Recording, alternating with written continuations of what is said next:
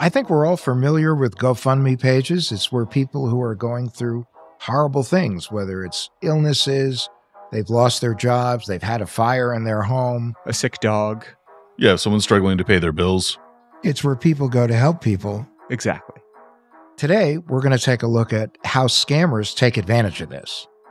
Yeah, according to the FTC, charity fraud and scams are consistently one of the most common types reported.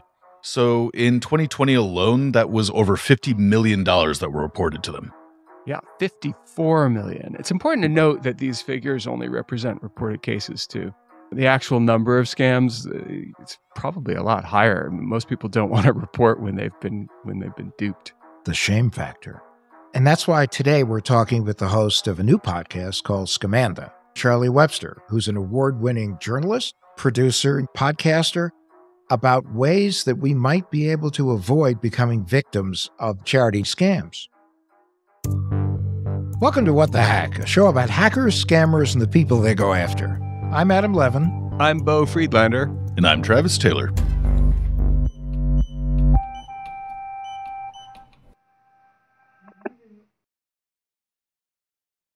Charlie Webster, welcome to our show, and we're thrilled to have you. Thank you. I'm thrilled to be here. Thanks for having me.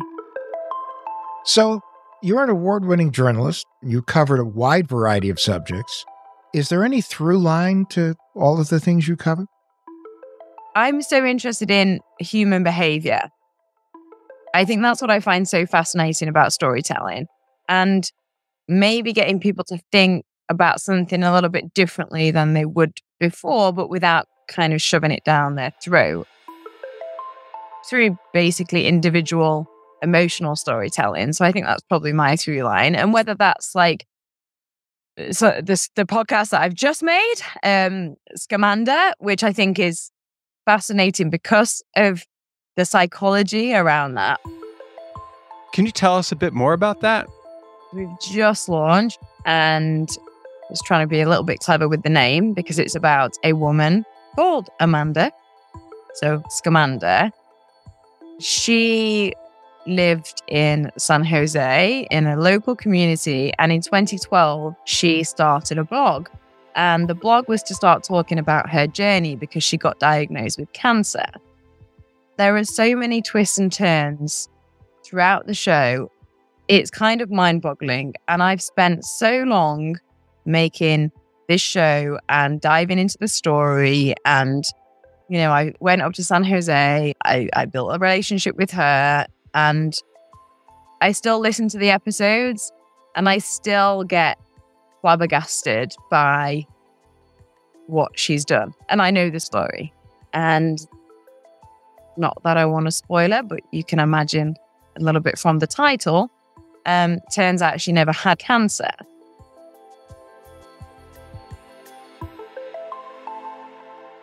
How did you first find out about her story? Without making it complicated, there's an investigative producer called Nancy, and she's a true crime veteran. And she was given a tip just from somebody who said, look, anonymous, there's a woman in my community who I think is taking advantage and manipulating a lot of people. And she says she's got cancer and she's creating a blog. And this blog, reaches hundreds of thousands of people. So it wasn't just in her community. She was influencing and inspiring people that had either survived cancer or were struggling with cancer, whether it was themselves or through a family member, which I know that, the majority of us have been touched by in some way or another.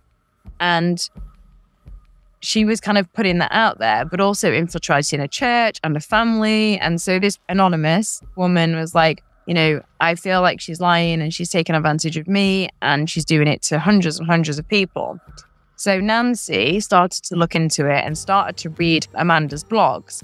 And she was like, oh my God, this poor woman. She's, only in her, at the time she was in her 20s. She's got cancer. She's doing all these things. Why would somebody say she's lying? She's posting pictures of her in hospital. She's doing fundraising rallies, all these things. But a few things didn't quite add up. And then Nancy started to put some pieces of the puzzle together. But then Amanda found out. And then, as the heat was turned on Amanda turned the heat up even more and pushed what she was saying in her narrative forward even more, and then ended up going after Nancy. And then Nancy came to me, and that's how I found about the story, and said, can you work with me on this?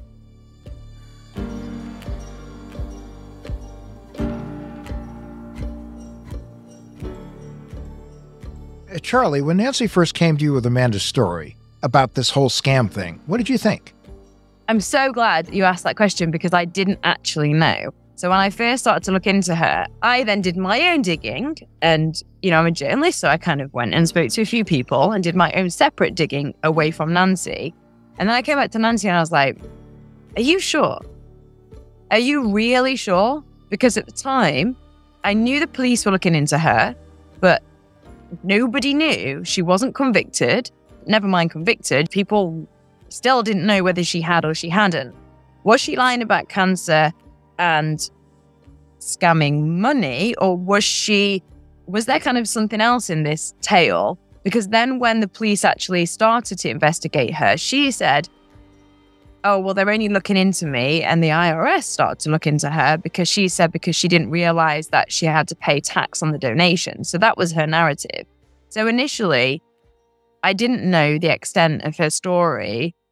So Amanda wasn't sure you were a friend or not a friend. Did she know that you were a reporter, for instance? Or how did you approach it with her? I just said, I'm a journalist, that I heard about what's going on with you, and people are, there's obviously this conversation, and I've spoke to a few people. So I just wanted to let you know who I am. That's how I initially did it. Now, when you went there, were you settled in your mind as to whether she was guilty? No. How did Amanda, as far as you know, view you? Did she think of you as a potential ally? Or, I would imagine also potentially someone she could manipulate to get her way? Both, I think. I kind of gave you the short answer is no, because I felt there was potentially more to the story. Like, was there coercion involved? Why was she doing it? Was it attention? Was it about money? Because again, going back to Adam, your original question to me about the through line, there's always so much more underneath the story. And I never just look at a story from a surface level. I go under, and then I go under again, and I go under again, because we're complex people. And so I always think, what's the motivation of somebody doing this? Because I ultimately don't think, it's just my own belief, that there's an evilness, right? I don't really believe that. I feel like there's other people involved, manipulation, coercion, maybe, I don't know, or reasons why we do things that might seem bad, but maybe don't always have the intention of being bad in the first place. So to go to your question, Bo, I think she thought I was potentially somebody she could manipulate and could be an ally. But I genuinely was like, I'm an independent journalist. I have nothing to do with Nancy. I'm here if you want to tell me your truth, but I am speaking to all these people. And I think the fact that I was honest from the beginning, if she's listening to it, is genuine. Like, I genuinely wanted to find out what the truth was about this.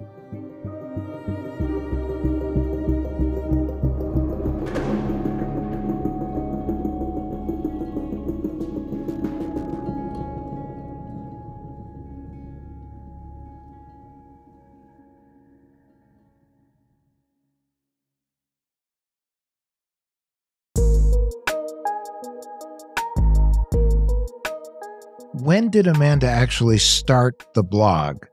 Amanda started her blog in 2012, which, if you think about it, TikTok didn't exist. I'm trying to think. Instagram, really, I think had only just started. I remember I was mainly on Twitter, but blog spots or blogs was the thing, wasn't it? And I think that was the early day influencers. And they kind of set a precedent for what we're in now. And even then it was like, oh, how do you even set up a website? Whereas now anybody can do it. So I think the fact that if you had a blog with, pictures, it wasn't just writing, and we're talking in such an intimate way about your life, I think it just gives that legitimacy because, you've got your own website and you've got your own professional blog. So why would you believe it? It just gives it automatic credibility. So she started her blog in 2012. And that was when she said she was diagnosed with Hodgkin's lymphoma. Amanda even called her first blog, "What the heck is Hodgkin's lymphoma?"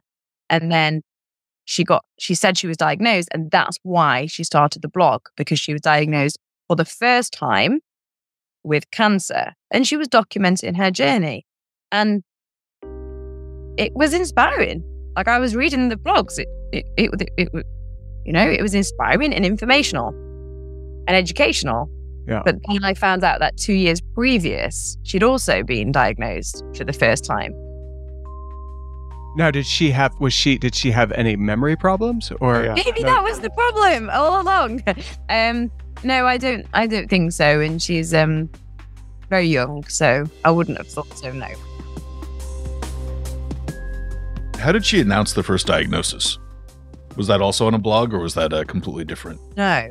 So she started her blog in 2012, but then told a close friend of hers in 2010 that she was diagnosed with stage 4 cancer. Do you think that was kind of a dress rehearsal? Sort of, let's test this out and see if that works. It. Yeah, I mean, I have a few theories of why that came about. I don't want to give too much away, but I've also found out there was more even before what I originally found out happened in 2010. So I think this had been going on for quite a while in different communities and capacities. Maybe it was a dry run. I think maybe it was like to see what would happen, and then she got attention, right? And so maybe that became quite addictive. Without getting too much into the weeds, the night before she told her friend had invited her to somebody's fundraiser who had cancer. And the next day she said, "Oh, I have cancer."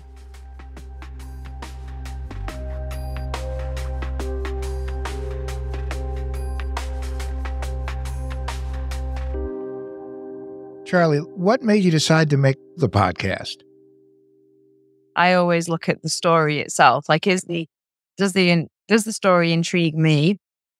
Is it something that I feel will be entertaining, compelling, engaging, but also the overarching meaning of this is what people can do. So is there a bit of awareness that I can raise within this, whatever story I'm telling, or can it have some kind of impact?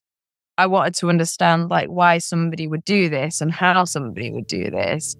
And I think when it starts to make me ask all those questions and I started to go down a rabbit hole, I thought it would make a fascinating show.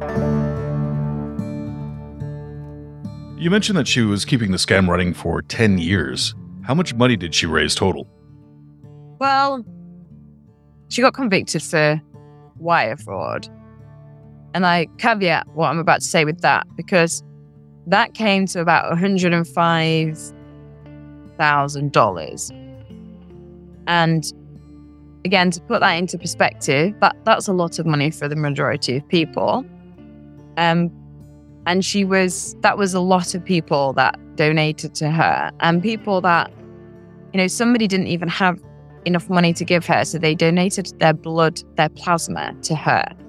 People where $50 was so much to them, but they really wanted to give to help this woman. But she also took a lot more money, Travis. So it wasn't just the $105,000. That was only what they could document through wire fraud. She took a lot of cash. I mean, I've got pictures of her stood on stage in a mega church with people throwing cash at her. So people donated cash, check, in-kind services, people gave food. One woman let her have a nutrition monthly subscription, which she just used all the time. People babysat. People did fundraisers for her. If you add it all together, it was a lot more than that. And I think for me, the money's almost secondary, because everybody I spoke to and when I spent time in that community, it was about the violation of what she'd done and the hurt and the abuse of trust. I got pretty angry about it as I learned more and more about the story, and it it really elicited a reaction from me. And my sister passed away from cancer, and my wife's father also at age 49. My sister was 47. Her father had a brain tumor and died from cancer. So it was tough. I got real angry, and I had the feeling that even though one has to have not indifference per se, but be emotionally neutral when you're covering a story like this, I got the feeling that that wasn't the case here too. Thanks for sharing that, Adam, because I think you're right. I think when I started to dig into it, I think I was just like, why would somebody do this? And how could you do this? And I'm fascinated in psychology, and it's like, is there some kind of disassociation, some kind of trauma? And the fact that I'm sure so many of your listeners, will have an experience like yourself, Adam. And I suppose, you know what, I'm really glad you talked about that, because I don't want it to come across that I'm making light of it either, because you kind of get rolled in and it's fascinating. And as we're speaking, there's more episodes to come out. The public haven't heard yet. But at the same time, there is this underlying importance of the story of what somebody's done and what people do that it's important to raise awareness of. I kept thinking back to somebody I knew from college who passed away from cancer a few years ago. And we were in the middle of a very serious feud because we had once been good friends. We're both creative types and hotheads, and we just were in a feud when it turned out that he had cancer. And the feud ended when I donated some money to his GoFundMe because he really needed money. And I still was pissed at him. But, the fact is, that's a serious thing, and it overrode anything else that was going on. And that's why I think this Amanda is a sociopath, because you have to dissociate. You have to completely not care and have zero empathy and it's like pushing the nuclear option on human emotions. I honestly really believe that she believes her own lies. I'm not saying she's a narcissist, but that narcissistic behavior where the only way to deal with what you're doing is by disassociate or blame somebody else, because you can't actually face what you're doing. So you believe your own self and then blame everyone else, which is what I think, that she's doing. And you know what? I feel awful as well, because, you said about your college friend, and it made me think of, I did a GoFundMe page for my friend who passed away in January this year. And while I was doing it, I was just making Scamander, and I was thinking, are we creating something where we are losing faith in people? Because I wanted people to donate to the GoFundMe page that I set up for my friend to help her family.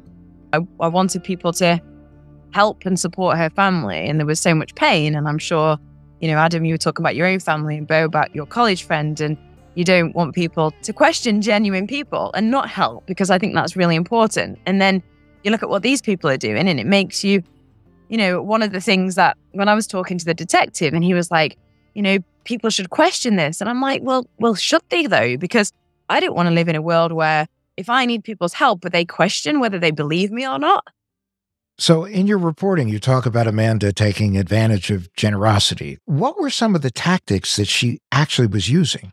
So firstly, we mentioned the blog. People believe what's in front of them and what people put out. No matter how logical we are, we still believe it. And so she infiltrated that from the early age of social influencing.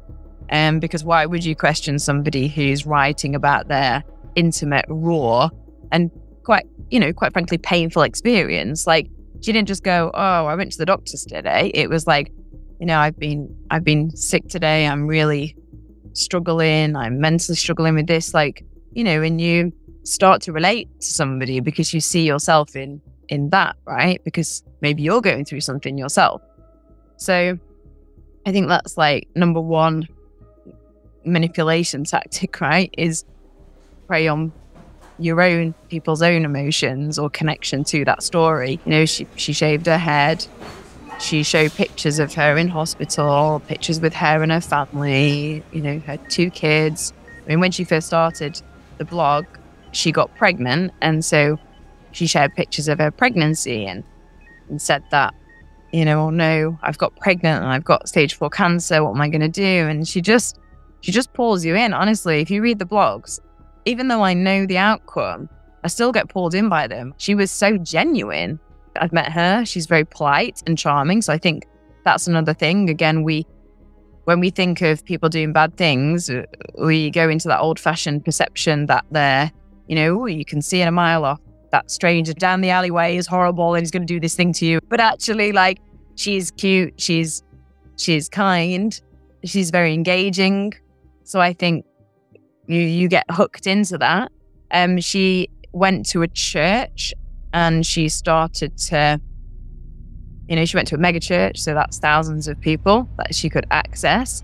And, by the end of that, people were calling her the Anointed One because she would stand on stage and she would use people's faith and their prayers and their kindness and want to help to be able to get to people. So, she was stood on stage preaching and using the word to manipulate people.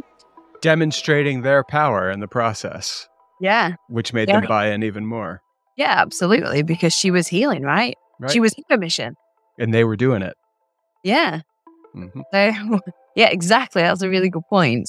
So, Travis, you asked about the money. Mm-hmm. Very much more than just the money, because she went to clinical trials and through cancer charities got free housing and people paid for flights for her. And, they managed to claim on bankruptcy, not pay child custody, all these things. It wasn't just a GoFundMe page. Was it social engineering or a classic con? Like, what was going on there? I don't think it's as straightforward as that. I don't think she set out, and I might be totally wrong and off the mark, but I don't think she sat there and went, right, this is how I'm going to do this. I honestly don't. I think it rolled away with itself. And she was getting attention. So I think there's probably elements of that, but not entirely, no. What finally took her down? How did she get caught in the end? Oh, gosh. Well, her own words. I mean, she could have stopped when people started to look in. Well, Nancy actually originally started to look into her. Then she could have stopped when the local police are like, okay, something's not right here. Let me look into it. And they actually spoke to her and she could have stopped them, but she didn't. She turned it on more, which I find really interesting because there's at least 5 points where she could have got away with it. I'm like, okay, if she'd have stepped back then, she wouldn't be serving time, which she is now. So how she got caught in the end was because she was documenting things. It's just a matter of time before you make one mistake, right? And all it was a very simple hospital name. And you'll be able to hear it. It's in the latter episodes because we then reveal the turning point. Because again, they suspected her, but they couldn't find evidence. So it's not technically illegal to lie, right? You can lie and I could say what I want to you and it's not illegal. No, we have a congressman right now who's gotten elected that way. So, well, that gets to my point. It's not, unfortunately, illegal to lie. And the bar is high, right? To go through the justice system, there has to be tangible evidence. But she slipped up with a hospital name. Wow.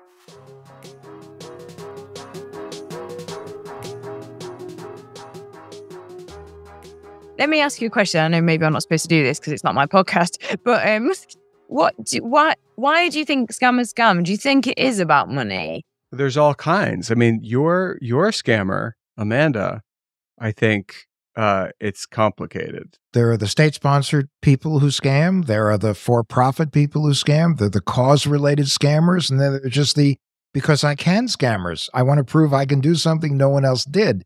So there are all kinds of motivations when it comes to scams.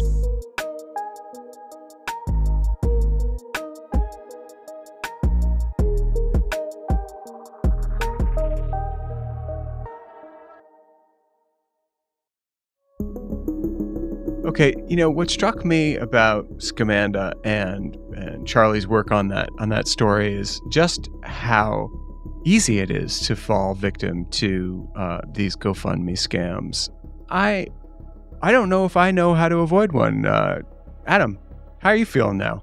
Look, the problem with stories like these is they pull on your heartstrings, and you respond from emotion, not from thought.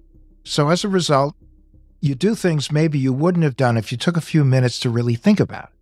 Yeah, definitely. And you can feel like a real jerk if you're approaching anyone's really tragic story, especially when it involves cancer or anything on that magnitude, by being skeptical about it. But you need to be skeptical. You don't have to necessarily be skeptical to that person, but I do think that there's ways to find out. And one of them is if you see other people who have given to that particular campaign, you can ask them, like, oh, how's Sally doing? Or Amanda in this case. When I go to a GoFundMe page, oftentimes I look to see who else contributed because maybe I know them. It's the easiest way to know if it's legit, because you can ask them, do they know this person? Sometimes if people are setting something up to collect donations, they'll also do it through like their local church and or communities. That means local news outlets will pick that up as a story. And so in that case, you can sometimes verify a campaign or someone's story through that. And even after you've vetted whether or not it's legitimate, it's still a really good idea not to give away personal information about yourself. Maybe even it's not a bad idea to give anonymously. Yeah, it's about the person who's struggling. It's not about you. So you shouldn't even have to share anything at all about yourself. And that way, if it is a scam, they won't have more information about you that you wish they didn't. Yeah. And I mean, if let's say you're thinking about giving money to a fundraiser that's not on GoFundMe or a charity, you definitely need to do your homework. And, but Adam, the thing that I think about more than anything is I'm mindful of the emotional prompt, right? And Travis, you'll remember this one from back in the day when somebody said, if we don't raise $20,000 by the end of the day, Toby gets it. We're going to cook him. And Toby was a cute little bunny rabbit sitting on a frying pan. I mean, so there's like this emotional kick they're going for. Well, that's a tough one. And especially when you have a situation like the story we've just heard. Many organizations that people look up to got involved in this. So it was like they were proselytizing for the scammer unknowingly. And that makes it even more difficult to be able to determine, is it legitimate or not? Because people you look up to are saying, yes, please help. We did. As these micro donation sites proliferate, that is for sure a thing where you're like, well, Adam gave him money. Well, that's good to me. It's good enough for me. I'm going to give money. Yeah, and it's easier to pull off a scam of this kind if you're doing that on an individual basis and relying on micro donations. There are charities out there and there are nonprofit organizations that do offer assistance to people with cancer and other illnesses or other hardships. And if you donate money to that, you can do a lot more research and make sure your money is going to the right place, even if it's a small amount.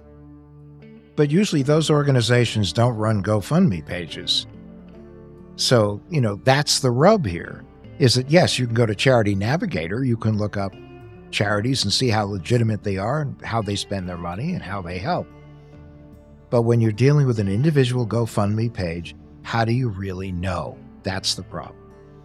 One way to be able to identify them relatively quickly is through a reverse image search on Google. A lot of these scam groups will just take people's photos off of their social media profiles and then put that up on a GoFundMe page with a accompanying sob story. So if you just look up the image on there and see if it's anywhere else online, that's a pretty immediate red flag. I just think that you're a little over faithful in reverse image searches.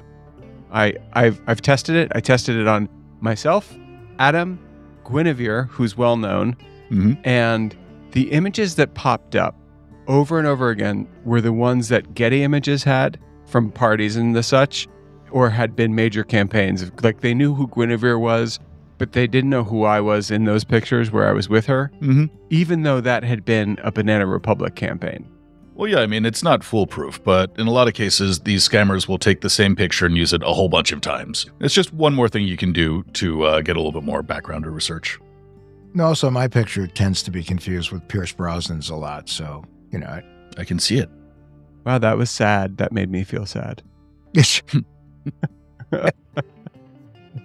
Now, the other thing that I wanted to bring up here is we see a lot of, just the other day, my friend Jenny Olson, who works for GLAAD out in San Francisco, had a spoof account launched on Instagram, and I saw it immediately. They friended me, and immediately she had up on her Instagram, there's a fake account.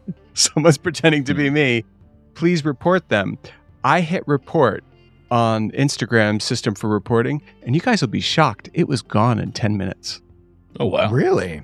Yeah, and that's why it's super important. If you see something, say something. Right. I mean, that's it. Yeah, if you see something suspicious, report it. You can do that on GoFundMe as well. Yep. At the end of the day, it is all of our jobs to keep each other safe. Anyway, Charlie, we cannot thank you enough. I speak for all of us to say we can't wait to hear the rest of the episodes because it's an absolutely incredible story. So if our listeners want to hear Scamanda, where do they find it? Just wherever you listen to your podcast. So it's on Apple, Spotify, anywhere, and you can even just type Scamanda, which is spelled Scamanda, and it will just come up. So wherever you listen to your podcast, and we're currently, as I speak to you, number 1. So it should just come up on your phone when you look. Phenomenal. Not to be confused with Newt Scamander from the Harry Potter. That's what I kept on thinking. That's why I spelt it, because initially it was really messing with the search engine because people the Harry Potter character. And it did remind me of that, because I remember speaking to one of my best friends about the name, and she was like, "Do you mean that of Harry Potter?" And I was like, "No." No. The whole time we've been talking about it, I've been thinking, like, is there a suitcase and is it filled with little animals?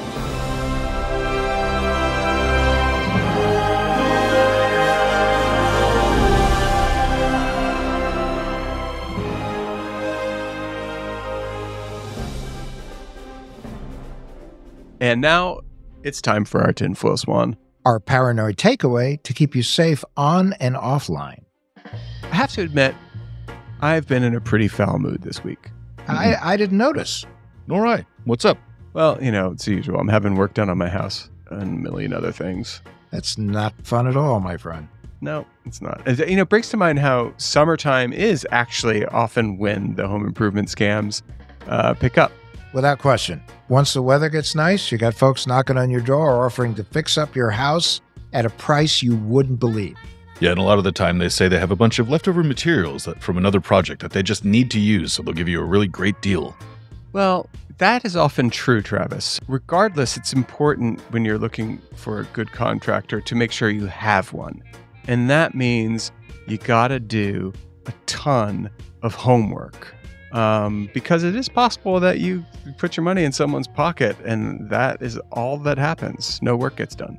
Yeah, I mean, there's sort of a fantasy element here. I mean, I just moved. There are a million little tiny things in my house that need to get fixed. And it would be amazing to have someone just sort of show up on my doorstep saying that he would fix all of them for an unreasonably low price, but that's just not going to happen.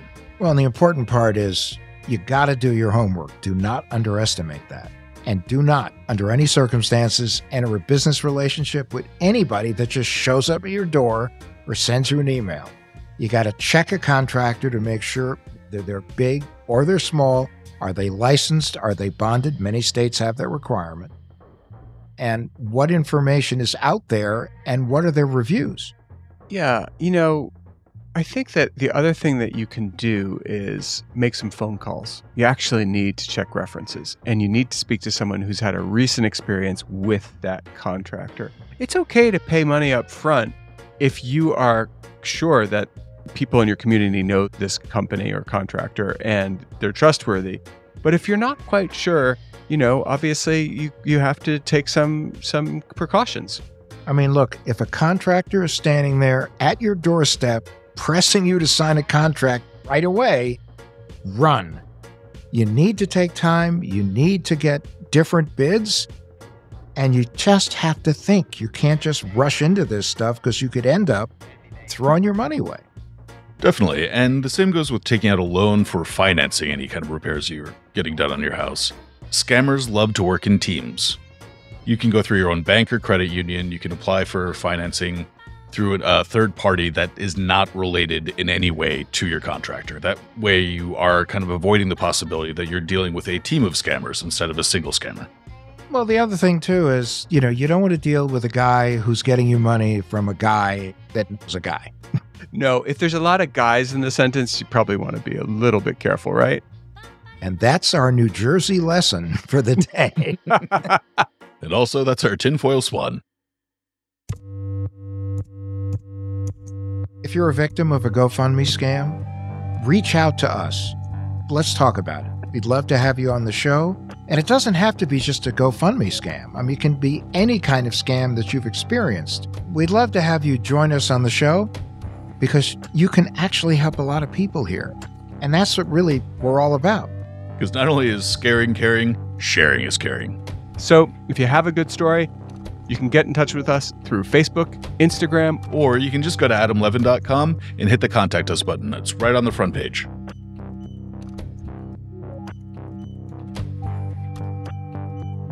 What the Heck with Adam Levin is a production of Loud Tree Media. You can find us online at adamlevin.com and on Instagram, Twitter, and Facebook at Adam K. Levin.